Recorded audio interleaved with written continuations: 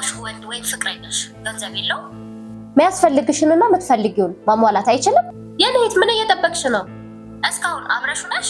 ታውቂያለሽ፣ የሴት ልጅ አበባነት ጊዜ አጭር ነው። ቶሎ ነው የምትወልጂው። እውነቴን ነው ምልሽ፣ እድሜሽ ቶሎ ነው የሚያልቀው። ቤተሰብሽን በመንከባከብ እድሜሽን አጨርሽው፣ ጊዜሽን አጨርሽው።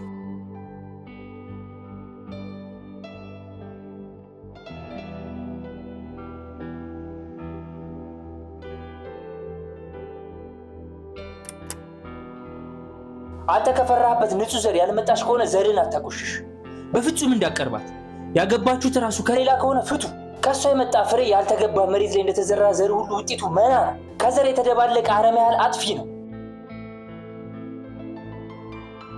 ዘር ያመክናል፣ ዘር ያበላሻል፣ የእናት አባትን ክብር ይነካል። ይህን አረም ቶሎ ወደዛ ቆርጠጣ ነው። አሊያም አንተ ራስህ ራቅ። አንተ እኮ የተለየ ነህ፣ የተመረጥክ፣ ፈጣሪ ለይቶ የፈጠረህ። ከአንተ ውጭ ያለ ሁሉ የእናት አባት አገልጋይ የነበረ።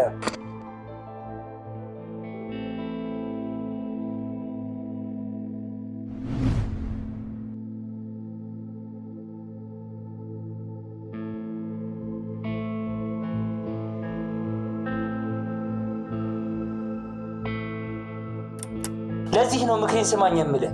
ያለ ቦታ ያለ ደረጃ እንዳትገኝ የምመክር። ለዘር መቀጠያ ምናምን እያሉ የልጅ መፈልፈያ ማሽን የምንሆንበት ጊዜ ይበቃል።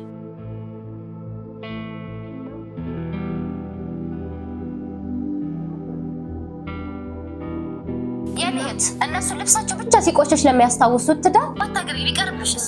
አላገባሽም፣ አልወለድሽም፣ ጋለሞታ ሆንሽ፣ በቅሎ ሆንሽ የሚሉሽን ታያቸው። እነሱ ናቸው መልሰው ስም ያወጡልሽ።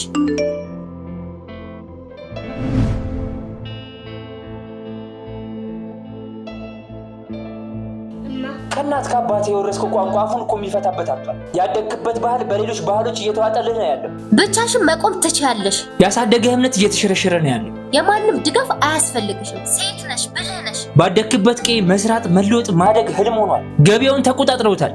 ኑሮን ለመግፋት ምርኩዝ አያስፈልግሽም። ዓለም ባንቺ እጅ ናት። መግደልም ማዳንም ትችያለሽ። እውነቴን ነው የምነግርሽ፣ ብቻሽን መቆም ትችያለሽ። አሁኑኑ ወስን። ዛሬ ነገ አትበይ።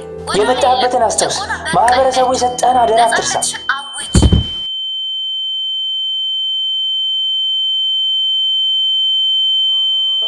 ያኔ አንቺን የሚያቆምሽ የለም። በንጽህና አንተ ጋር የመጣን የጠራን ዘር ከሌላ ጋር ሳትደባልቅ የማስተላለፍ ግዴታ አለብህ። ደካማ ያደረገሽ ማህበረሰቡ ለዘመናት ተሸክሞ የኖራቸው አመለካከቶች ብቻ ናቸው። ያለዛ የእናት የአባት አያቶች አጥንት ሲወቅስህ ይኖራል።